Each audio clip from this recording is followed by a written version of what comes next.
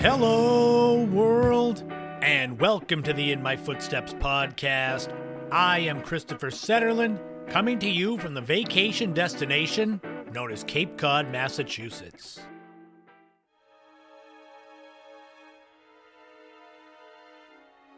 Welcome into episode 218. It's the final week of spooky season, woo! We've got loads of scares for you, including looking back at the television shows Freddy's Nightmares and Friday the 13th from the 1980s. We're going to go back and look at some of the lesser known but gruesome true crime stories of the 20th century. There's going to be a brand new top 5. Oh no! The craziest wild animal attacks ever! No! Sharks, tigers, lions! And we'll have a new This Week in History and time capsule. Because you need candy on Halloween, we're going to look back at the life of actor John Candy. So get ready for episode 218 of the In My Footsteps podcast. Finishing spooky season right now! Oh!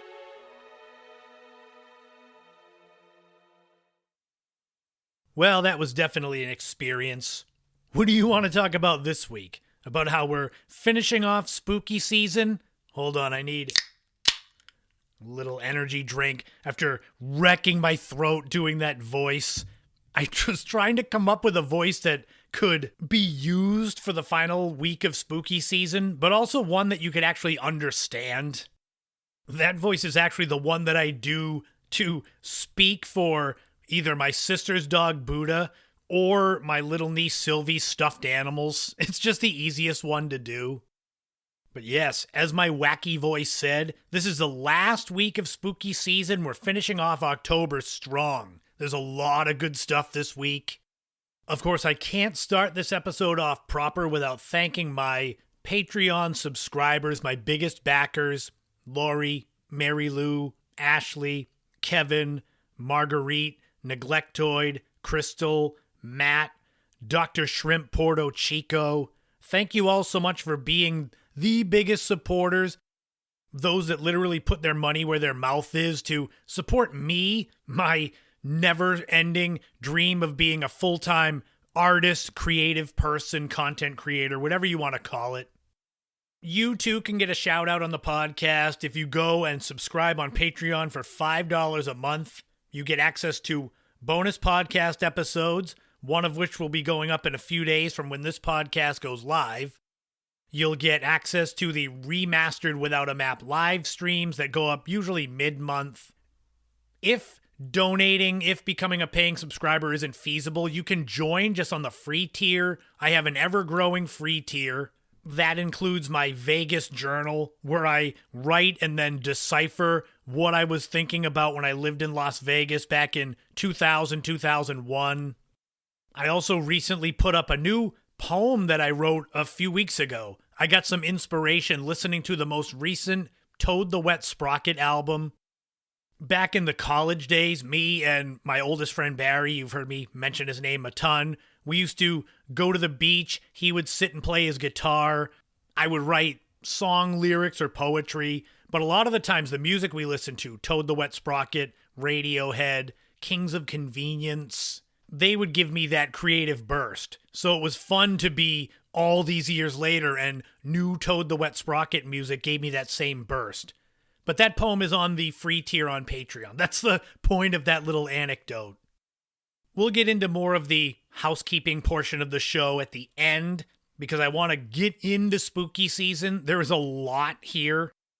And we're going to kick it off with a look back at 2 different television shows based on or around 2 of the biggest horror movie franchises ever. So let's end spooky season and let's kick off episode 218 of the podcast with a look back at Friday the 13th and Freddy's Nightmares, both TV shows in the 1980s.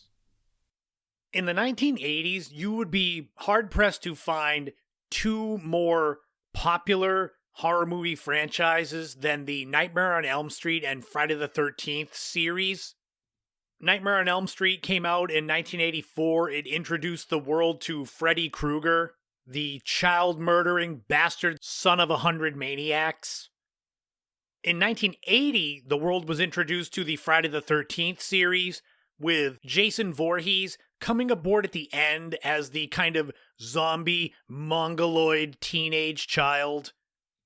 The 1980s saw 5 Nightmare on Elm Street movies and 8 Friday the 13th movies.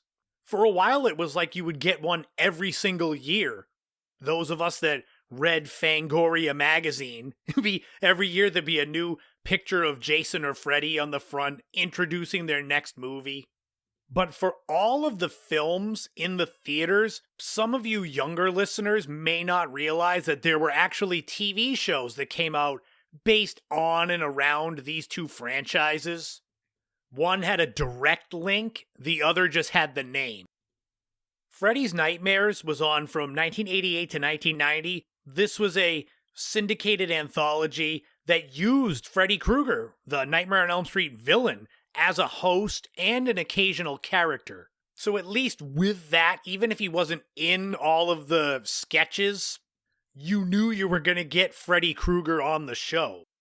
Friday the 13th, the series, which was on from 1987 to 1990, was an original first-run syndicated drama, but it was centered around cursed antiques. The show basically just used the Friday the 13th name for marketing and never featured Jason Voorhees, never mentioned his name. The interesting thing is that the fact that Freddy was in Freddy's Nightmares and Jason was not in Friday the 13th influenced my own viewing habits back then. I would watch Freddy's Nightmares.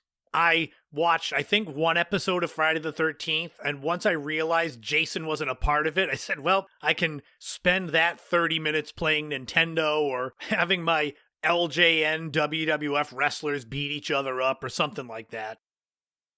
Let's start with Freddy's Nightmares.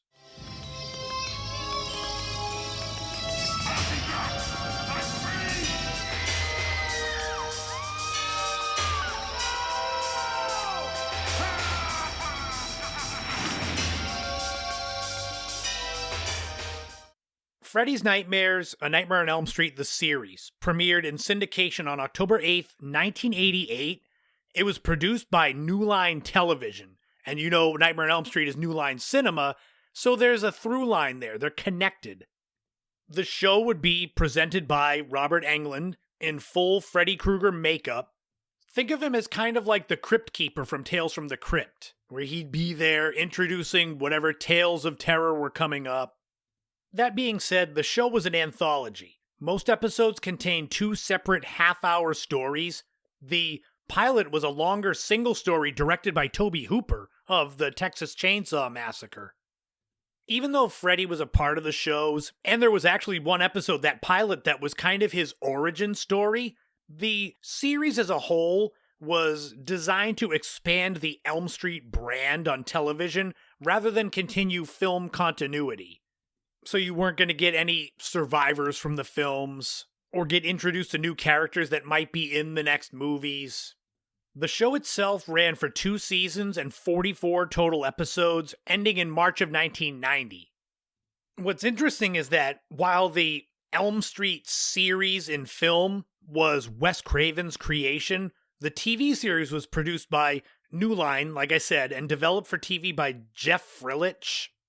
You would have lots of established horror talent in the series, in the shows. I mentioned Tobe Hooper directing the pilot. Many episodes were written and directed by creators and TV artisans from the horror genre. The anthology format allowed the show to mix morality tales, supernatural twists, urban gothic, occasional ties to the Springwood lore of Elm Street. Critics and fans were mixed. Some appreciated Robert Englund's charismatic hosting. Like I said, he was like the Crypt Keeper. And just the chance to explore horror in a TV-friendly way.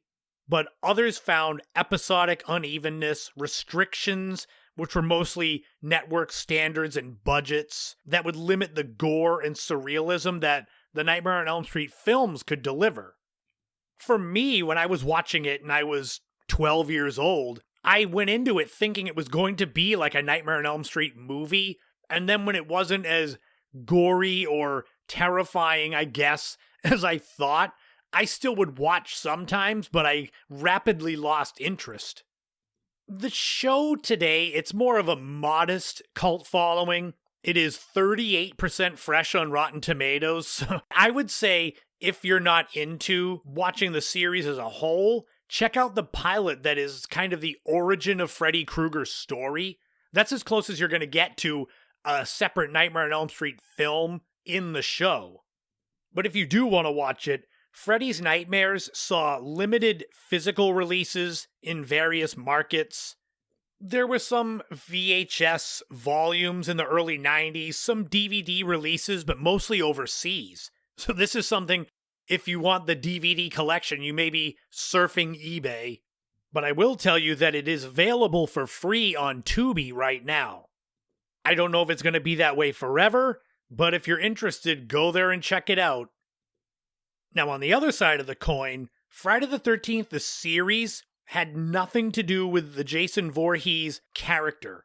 It was an independent concept developed for syndicated TV. It debuted October 3rd, 1987.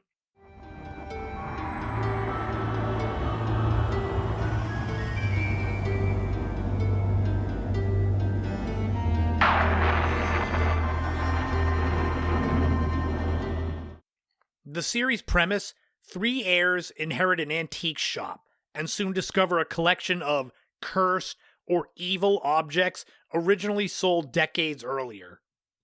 The ongoing plot follows these protagonists as they track down and recover these objects to prevent the evil tied to them from hurting people. Friday the 13th, the series, ran for 3 seasons and 72 episodes, which I find interesting that the show lasted almost twice as long as Freddy's Nightmares, despite being kind of a bait and switch. It would be like if I called this the Back to the Future podcast, and then I never talked about the movies, but every episode was like about some other random person in Hill Valley and their life. You'd be like, where the hell's Doc and Marty? I don't care about Ralphie Joe and his garage. Jokes aside, the Friday the 13th series was created by Frank Mancuso Jr., and he was associate producer or executive producer on 5 different Friday the 13th movies, so he was connected to it, which makes the fact that Jason's not in it even more egregious. It's like, you worked on the movies. You didn't decide to bring him along, even to just have him stand there and hold cue cards or something. Instead, they chose to have kind of a monster of the week structure while sustaining a serialized through line about the shop's relics. The main cast included John D. LeMay, Louise Roby, and veteran actor Chris Wiggins, with the show mixing supernatural horror, globe-trotting retrieval missions, and episodic character beats. It did have higher production values, so maybe that's why it lasted longer. It looked more aesthetically pleasing than Freddy's Nightmares. But without Jason, without Crystal Lake, Friday the 13th, the series leaned heavily on folklore, the cursed artifacts, and the idea that ordinary objects could contain malevolent forces. And this is the concept that allowed writers to explore tones like psychological horror, dark fantasy, even some film noir stuff. Over time, the show developed devoted fans who appreciated its serialized stakes and recurring mythology. But like I've said several times, without this show having any of the movie characters, especially Jason, in it, it is cited as an example of licensing and branding being used as a marketing hook. Bait and switch. So those are each show in itself, but let's compare them. As far as the brand versus the original concept, Freddy's Nightmares directly leveraged the famous movie villain Freddy Krueger and the Elm Street brand to sell an anthology, whereas Friday the 13th, the series, used the name for recognition, but they delivered original mythology with no link to Jason. As far as format, Freddy's Nightmares was the anthology. Friday the 13th was serialized, episodic. Both shows earned cult followings. Freddy's Nightmares appealed to the Elm Street fans that wanted more Freddy in their lives, while Friday the 13th attracted viewers who liked serialized, object-based supernatural plots. That being said, neither achieved mainstream prestige. But they are both important parts of that 80s horror genre. Sure, I could have easily broken this segment down into 30 seconds and said Freddy's Nightmares had Freddy, Friday the 13th didn't have Jason, the end. But that's not exciting. But I couldn't end this segment without giving you a few notable episodes of each, just so that if you wanted to go and watch some. In Freddy's Nightmares, Season 1, Episode 1, No More Mr. Nice Guy. This is the one directed by Tobe Hooper. It acts as a prequel/origin story for Freddy Krueger. Season 1, Episode 4, Freddy's Tricks and Treats, which is a Halloween-themed episode, which I thought all of them would be, but anyway. It features a medical student who studies fear and crosses paths with Freddy. Season 2, Episode 8, Safe Sex, which is a fan favorite about a teenager obsessed with Freddy who summons him through fixation and fantasy. And one more is Season 2, Episode 20, It's My Party and You'll Die If I Want You To. It features Freddy, strong involvement from him, about a deadly high school reunion. Yes, I'm sure you noticed the theme with the ones I gave you to watch. They all have heavy Freddy Krueger involvement. Friday the 13th, the series, I would definitely start with Season 1, Episode 1, The Inheritance, which sets up the whole premise of the show. Cousins Mickey and Ryan inheriting Curious Goods, the store, and learning about the cursed antiques.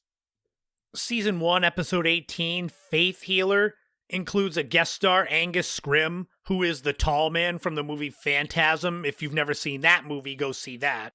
But it's about a televangelist who discovers a cursed glove that lets him heal people by transferring others' wounds. Season 2, Episode 5, Scarlet Cinema, is about a cursed camera that causes realistic snuff-style murders. And one more that's a two-parter is Season 2, Episodes 8 and 9, The Quilt of Hathor, which is set in a conservative religious sect with a cursed quilt that kills through dreams. Did any of you ever watch Freddy's Nightmares and or Friday the 13th, the series? Like I said, I watched probably it would turn out to be like half of the episodes of Freddy's Nightmares when they were on, especially when I knew Freddy was in it. And yes, Friday the 13th, I watched episode 1 and said, wait, no Jason? Well, I'm out of here. But in the end, for anyone interested in horror TV history or 80s pop culture oddities, both Freddy's Nightmares and Friday the 13th, the series, are worth checking out. If only to see how TV wrestled with bringing movie horror to weekly advertiser-friendly screens.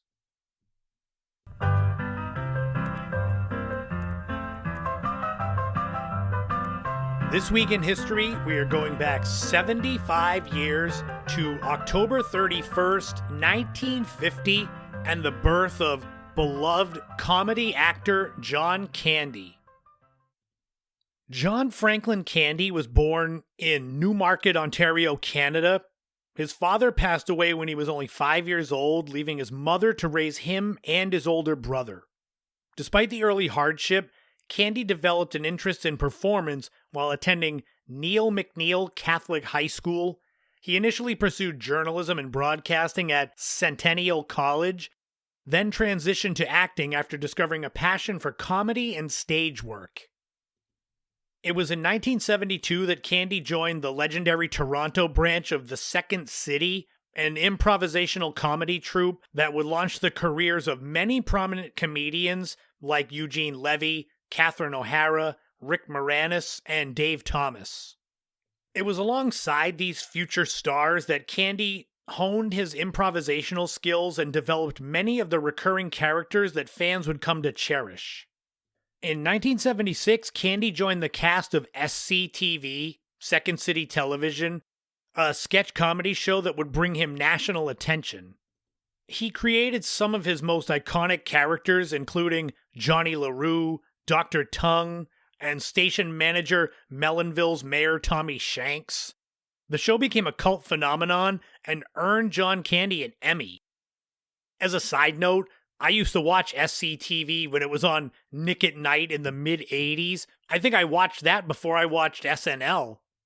At some point, I'll do a proper segment about SCTV. In case any of you heard that name and were like, ooh, he hasn't talked about that yet. Don't worry, it's in my notes. Transitioning into film, John Candy's first prominent film role was a supporting part in Steven Spielberg's 1941, which came out in 1979. Then he followed it up with appearances in Stripes in 1981, where he was the lovable Dewey Oxburger. Writer-producer John Hughes recognized Candy's rare blend of comedy and heart, and that's where his career really began to take off. Throughout the rest of the 80s into the early 90s, John Candy starred in a string of legendary films. Splash, Brewster's Millions, Summer Rental, Spaceballs, Planes, Trains, and Automobiles, The Great Outdoors, Uncle Buck, Home Alone, Cool Runnings. You could pick any one of those movies and just fall in love with John Candy and laugh at everything he does. He married Rosemary Hobor in 1979, with the couple having 2 children, Jennifer and Christopher. John Candy was known as a humble, kind-hearted family man with a strong sense of loyalty to friends, co-stars, and his Canadian roots. In the early 90s, Candy continued to work steadily, balancing comedic and more dramatic roles. In 1994, while filming the Western comedy Wagons East in Durango, Mexico, Candy suffered a heart attack and died in his sleep on March 4th, 1994, at the young age of 43. The news shocked Hollywood and audiences around the world, with tributes pouring in from colleagues and fans, many emphasizing not just his talent, but his kindness, generosity, and humility. 31 years after his death, John Candy's filmography continues to entertain new generations. His work endures because he brought authenticity to even the silliest roles. Whether a buffoon, a dreamer, an everyman, Candy filled his characters with sincerity and humanity. To this day, John Candy remains a symbol of warmth, humor, and heart in entertainment. He made people laugh, but just as importantly, he made them care. And the beloved John Candy was born 75 years ago this week in history.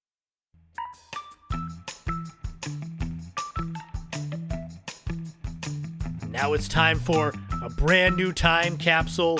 We're gonna stick to the same day, Halloween Day, 1950, 75 years ago. John Candy is coming into the world. What else was going on in the world of pop culture back then? Well, let's find out. The number 1 song was Goodnight Irene by Gordon Jenkins and the Weavers.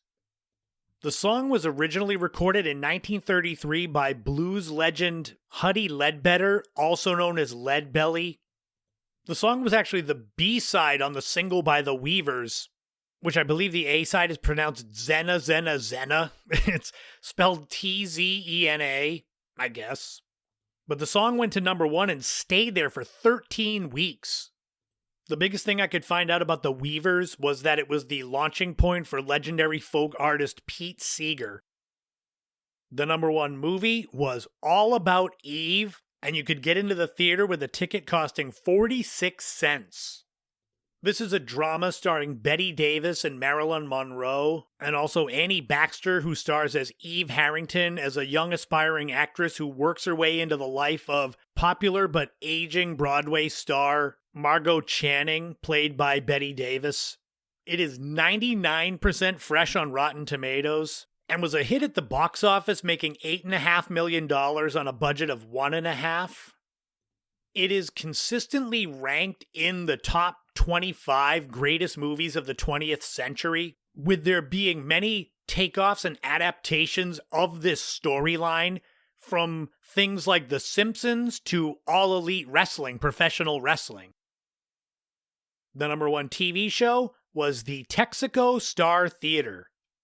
This was the comedy variety show that started on the radio from 1938 to 1949 before switching over to television when that became the new big thing.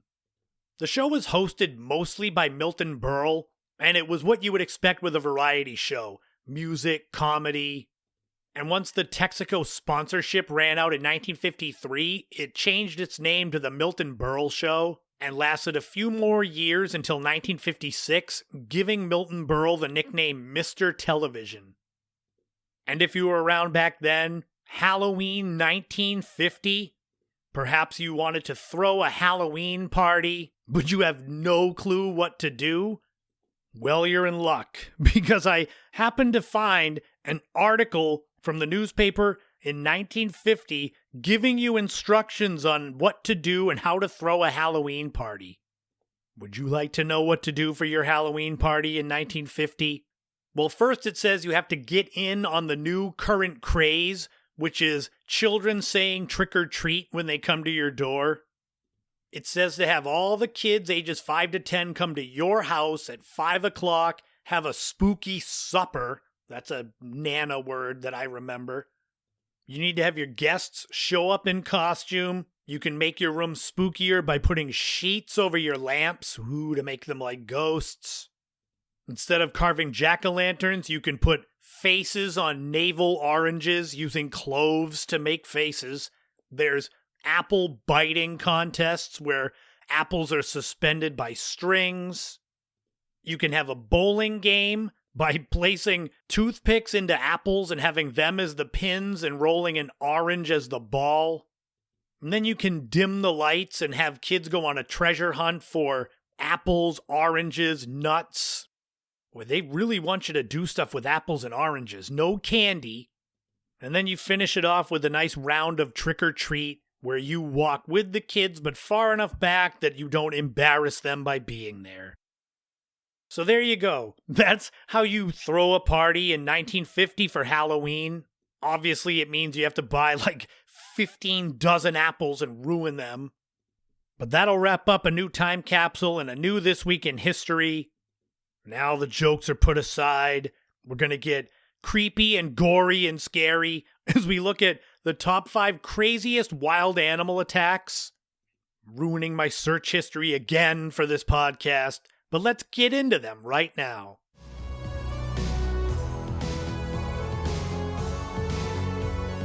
So many animals are cute. Some of them, even if they're dangerous, you want to snuggle with them, pet them. I'm here to tell you, watch out, or else you could end up on a list like this of the craziest wild animal attacks. This was a list where I found a lot of these pretty quick. A lot of them sprung to mind as far as what I could remember. But then I had to do my research, see if there were any that I missed out on. There were a few. As with most of these top 5s, they're in no particular order, and I have some honorable mentions. One catch that I tried to do was make sure that I didn't put 2 of the same animal in the top 5.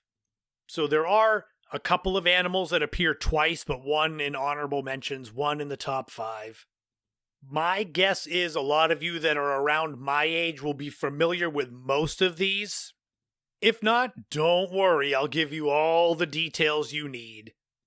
So let's start off with the honorable mentions for the craziest wild animal attacks. Honorable mentions include the dingo ate the baby, which had to do with 9-week-old Azaria Chamberlain getting dragged away from her family's campsite at night in Northern Territory, Australia by a dingo, which is a wild dog, basically. Another honorable mention is the USS Indianapolis shark attacks. This story was made famous by the movie Jaws, with Quint talking about it. On July 30th, 1945, the USS Indianapolis was sunk. Approximately 900 men went into the water. 5 days later, when they were rescued, 317 came out of the water, with the sharks taking the rest. Another honorable mention is the death of the Grizzly Man. This was the death of bear enthusiast Timothy Treadwell. He lived among brown bears for 13 summers in Alaska, shooting 100 hours of film before eventually being killed and eaten on camera in 2003 by one of these bears. And the final honorable mention for craziest wild animal attacks is Gustav the crocodile. He is a man-eating Nile crocodile, still alive, roaming the northern shores of Lake Tanganyika in Burundi, Africa. Gustav is rumored to have killed anywhere between 60 and 300 people, with numbers varying. So those are the honorable mentions. Are you familiar with any or all of those? None of them are good ways to go. I would think wild animals aren't going to make sure you don't suffer when they kill you. But let's get into the actual top 5, starting with number 1, the Jersey Shore shark attacks. This is one of the influences for Peter Benchley's book Jaws and the movie Jaws. These attacks took place between July 1st and July 12th, 1916. It left 4 people dead and 1 person injured. The incidents occurred during a big summer heat wave and a polio outbreak, which pushed a lot of people to vacation by the shore. And here you are along the Jersey Shore and you've got people getting eaten left and right by sharks. Although not known for sure, it is thought that it was either great white sharks or bull sharks that were responsible for the attacks. Up until this time, people didn't fear sharks because they were just things that were offshore. No one thought that they would come up to the beach or go up into a river and grab people. It totally changed the public's relationship with sharks. Like I said, it influenced Peter Benchley's book Jaws. Steven Spielberg in the movie Jaws even mentions these shark attacks in 1916. Number 2 is the man-eating lions of Tsavo. These were a pair of large male lions in the Tsavo region of Kenya, Africa. The attacks were mainly on railroad construction workers of the Uganda-Kenya Railway, with the attacks occurring between March and December 1898. Estimates on how many people were killed by these lions range from a few dozen to well over 100. It must have been terrifying because these occurred at night with these railroad workers sleeping in their tents, and these lions would come into the tent, drag them away, and eat them. So if you didn't get grabbed, you'd hear one of your coworkers getting grabbed, mauled, eaten, and wondering if you were going to be next. Famed British hunter Lieutenant Colonel John Henry Patterson hunted and killed both lions. Rumors as to why the lions were man-eating range from 2 different things: a cattle plague, which ended up killing a lot of their normal food source, to the even more gruesome fact that the Tsavo lions had been used to finding dead humans at the Tsavo River crossing. And once they stopped finding them there, they decided to go find live ones. And if you're interested in that kind of stuff, the stuffed bodies, the taxidermied bodies of these 2 Tsavo man-eating lions are currently on display at the Field Museum of Natural History in Chicago. Number 3 is Tilikum the orca. Tilikum, also known as Tilly, was a male orca who spent most of his life in captivity at SeaWorld in Orlando, Florida. He was the largest orca in captivity, measuring over 22 feet in length and weighing more than 12,000 pounds. Of the 4 fatal orca attacks by orcas in captivity, 3 of them are a result of Tilikum. This included Kelty Lee Byrne, who was a student and burgeoning animal trainer who fell into Tilikum's tank, who then dragged her underwater. There was Daniel Dukes, who was a vagrant who got into Tilikum's tank after hours and fell into the tank. And third and final was SeaWorld trainer Don Brancheau, who was killed in front of a crowd after a Dine with Shamu show. The crazy thing is that despite killing 3 people, Tilikum the orca continued to perform after, up until his death in 2017. Number 4 is crocodile on a plane. No, not snakes on a plane. This is the one that out of all of these I had never heard of, and I had to put this in. This happened in October of 2010 in the Democratic Republic of the Congo, where a man smuggled a crocodile aboard a small plane in a bag. During the flight, the crocodile escaped the bag and caused a panic where all the passengers rushed to the front of the plane, shifting its weight and causing the plane to crash, killing 20 people on board. There was one survivor. Obviously, that's how the story got out. Well, actually, I should say there were 2 survivors. Yes, you're thinking correctly. The crocodile did survive the crash. The rumors before all the info came out from the one survivor was that the plane ran out of fuel, but the survivor told them about the crocodile, and unfortunately for the crocodile, it survived the crash, but was then put down not too long after by authorities that arrived to the plane crash. And finally, number 5 on the list of top 5 craziest wild animal attacks is the tiger of Champawat. This occurred in the early 1900s, with the female tiger stalking India and Nepal. She became a man-eater after getting shot in the mouth by a poacher, which forced her to get easier prey, and humans are much easier prey. It is said that her reign lasted somewhere in the neighborhood of 7 years, with her killing somewhere around 200 people in Nepal before moving to the Champawat region of northern India and continuing her killing spree. When she was killed by hunter Jim Corbett on May 12, 1907, it was estimated that she had killed roughly 436 humans. And there you have it. Some of the craziest wild animal attacks that I could find. How many of these had you heard of? Are any of these new to you?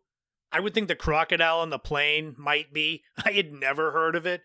And the fact that the crocodile survived only to be killed by authorities after, I said I have to put that in.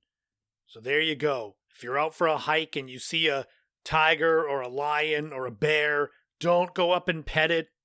Even if it's a fat, fluffy dog that looks like a bear, run away from it. It might think you smell like a milk bone. But we go from craziest wild animal attacks to some of the lesser-known true crime stories of the 20th century. Say it repeatedly. For the month of October, my search history is just murders and animal attacks. But let's finish off spooky season strong with this true crime segment.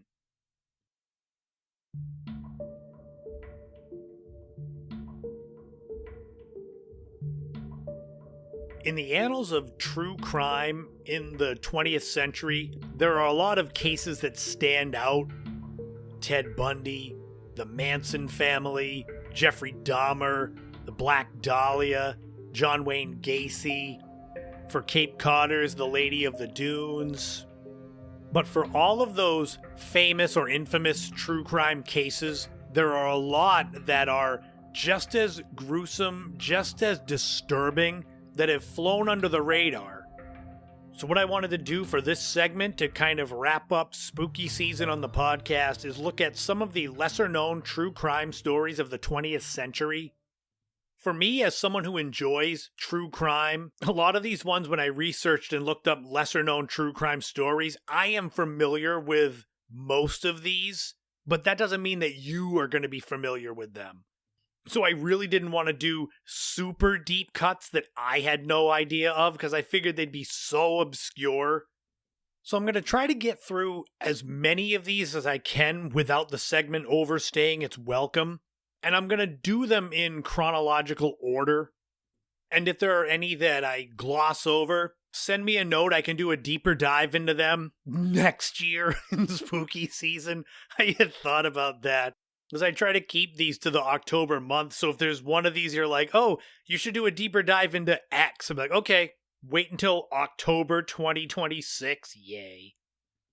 The first one I wanted to talk about is the Villisca Axe murders, which happened in Iowa in 1912. This is one of the most brutal, unsolved murders in American history, where 8 people, including 6 children, were found bludgeoned to death in their beds. This happened in the town of Villisca, Iowa.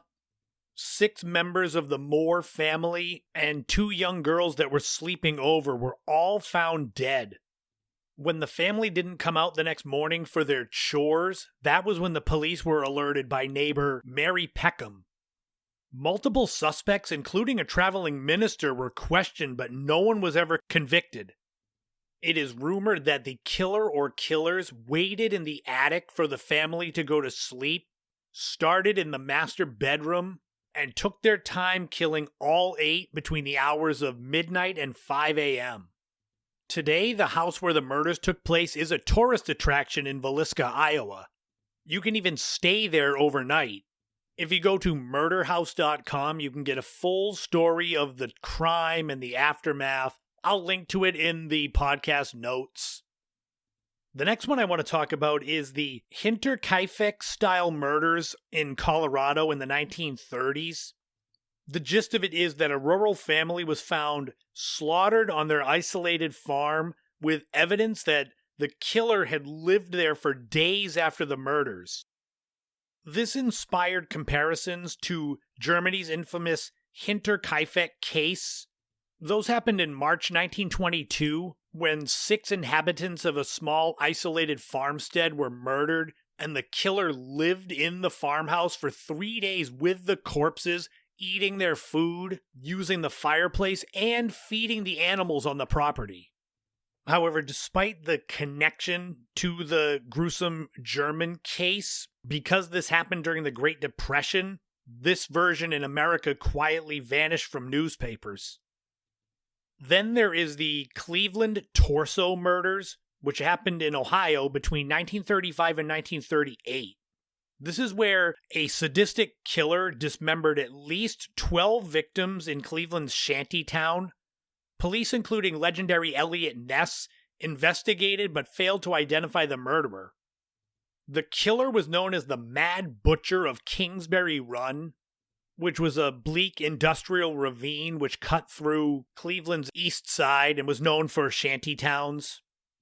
These were called the Cleveland Torso Murders because the majority of the 12 victims, when they were found, it was just torsos. No heads, no arms.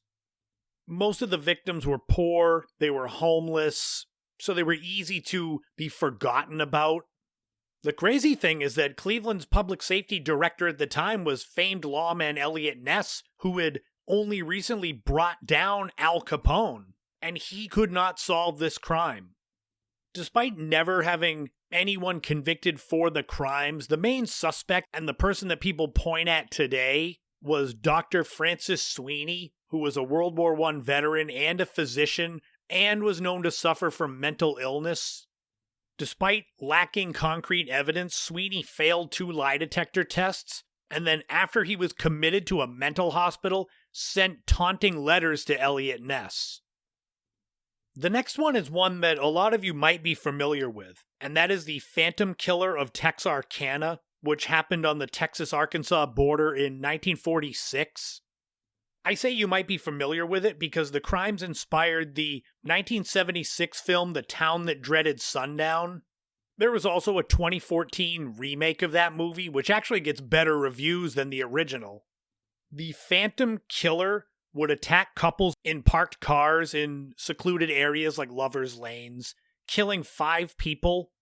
This person was known for having the white sheet or pillowcase over their head, just with eyes cut out, obscuring their identity. These attacks all occurred in just a 10-week period. The first 2 victims survived, but they couldn't agree on what the killer looked like. They had the sheet on, they couldn't agree on his race. One person said white, one said black, so it made it where anybody could have been a suspect. The last confirmed attack was May 3rd, 1946, with a couple being shot in their isolated farmhouse, with the husband being killed and the wife surviving being shot twice in the face.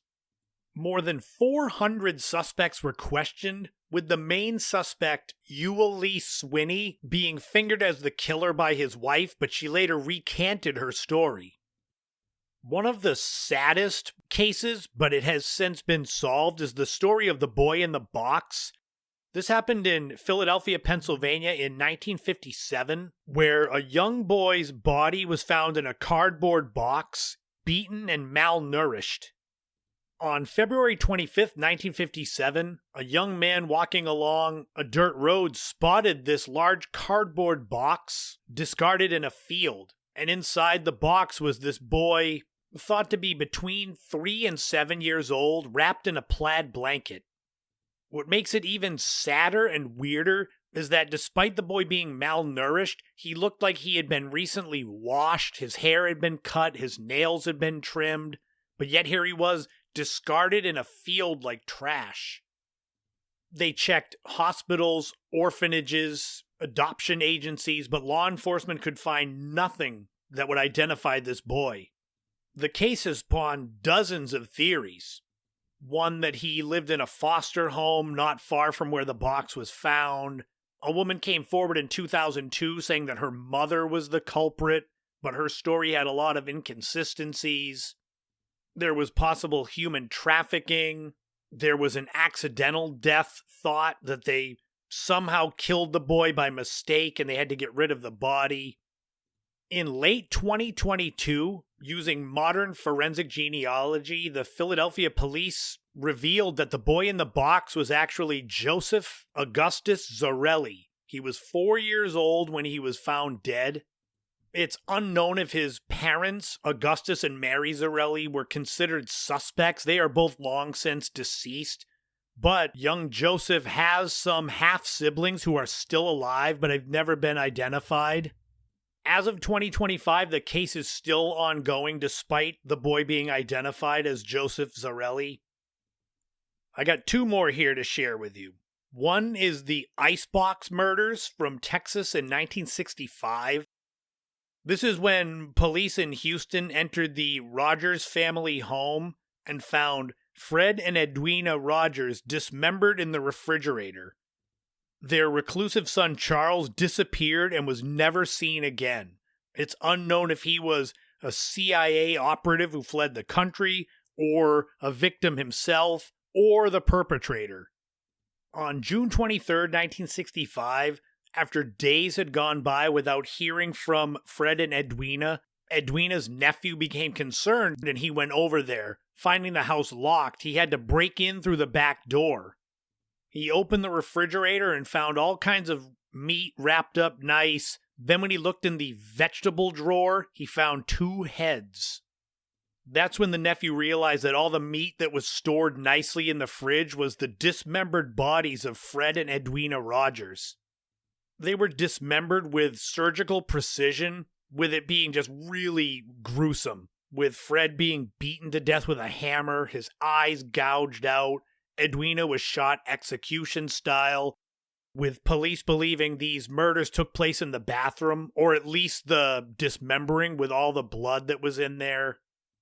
But like I said, Charles Rogers is seen as the prime suspect. His room was all nice and neat, his car was gone, he's never been seen again. Now, he was 43 at the time of the murders, and it's been 60 years, so it's pretty safe to assume that he is dead as well. There are some wild theories about what happened here, with one being the most common one, that the relationship between Charles and his parents was dysfunctional. He snapped and killed them and fled. There's a wild theory in a book called The Icebox Murders, written by Hugh and Martha Gardner, that states that Charles Rogers was a CIA operative involved in the murder of John F. Kennedy, and that Charles's parents discovered his connection and he had to take them out before then fleeing. Despite that odd story, police pretty much believe that Charles Rogers snapped, killed his parents, fled to South America, where he lived out the remainder of his life. And the last lesser-known true crime case that I wanted to talk about is one that I became aware of thanks to the BuzzFeed Unsolved series on YouTube, and that is the Ketty Cabin murders, which happened in California in 1981. The gist of it is that a mother, her teenage son, and a family friend were found murdered in a remote cabin, with a young girl missing for years before her remains were found. The crime scene suggests multiple killers, yet the cases remained unsolved for almost 45 years. On April 12, 1981, in Keddie, California, 14-year-old Sheila Sharp returned from a sleepover at a neighboring cabin. When she opened the front door, what she saw was straight out of a horror movie. There she found the bound and mutilated bodies of her mother, her brother, and her brother's friend. They had been bound by electrical tape and extension cords, stabbed, bludgeoned. There was blood all over the walls. The craziest thing about this is that the two youngest Sharp children, both boys, and one of their friends were found safe and sleeping in the next room, which means while they were asleep, their family was being murdered in the next room. According to police, there were signs that the attackers knew the family. They took their time with the murders. For 3 years, 12-year-old Tina Sharp was missing until 3 years later when skeletal remains were found 50 miles away. Though it's possible there were multiple killers, the main suspect was Marty Smart. And the reason he's a suspect, he lived a few cabins down. His son was one of the ones that was found alive in the next room, which would make sense he wouldn't kill his own kid.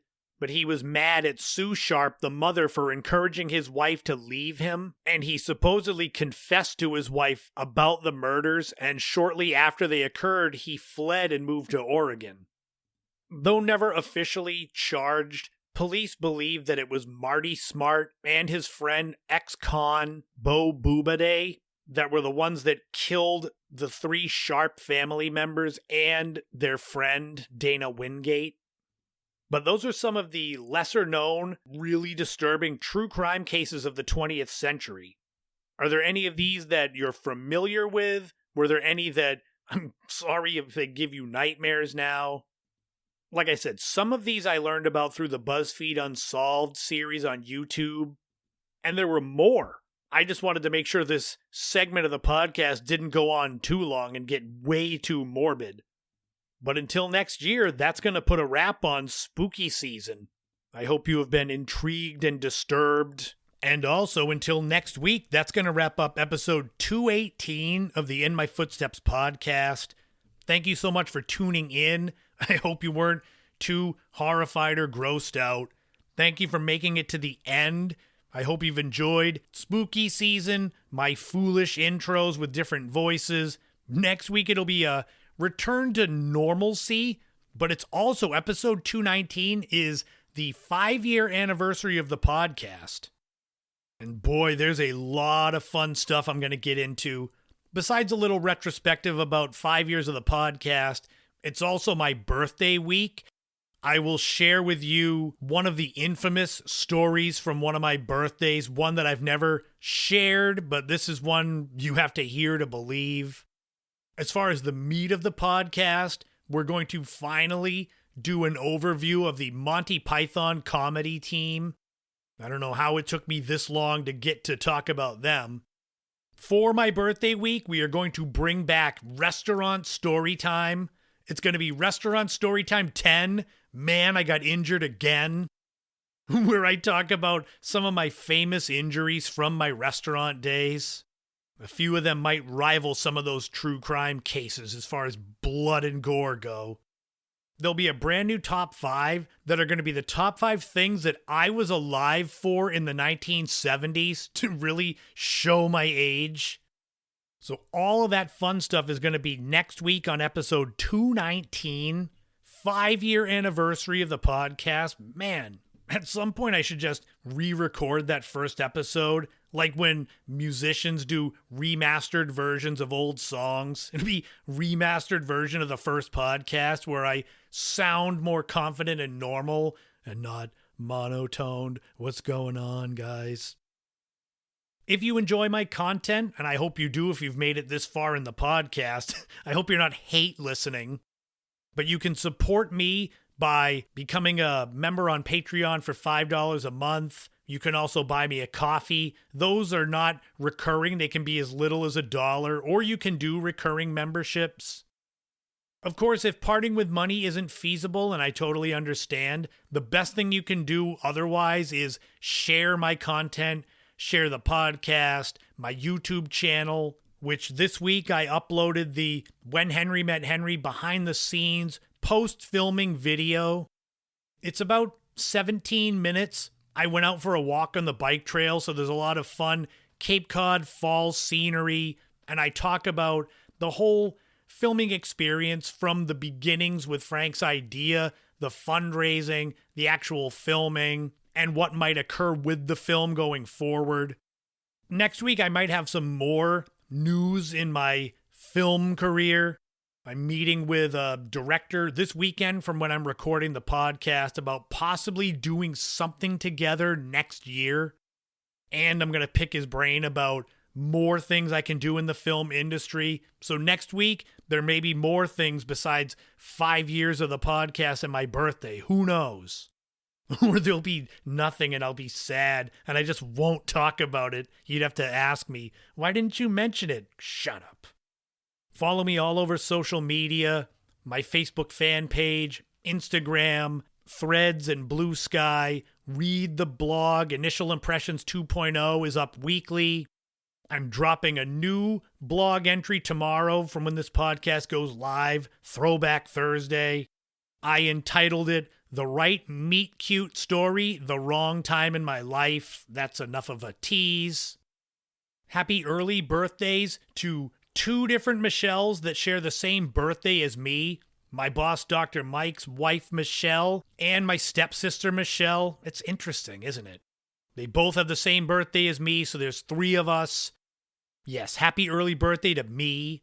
And if you're going out for Halloween on Friday, the weather looks bad, but be safe, but have fun. Maybe I'll try to trick or treat, see if I can pass for 12 years old again. I'll just have to wear a mask and try to make my voice higher.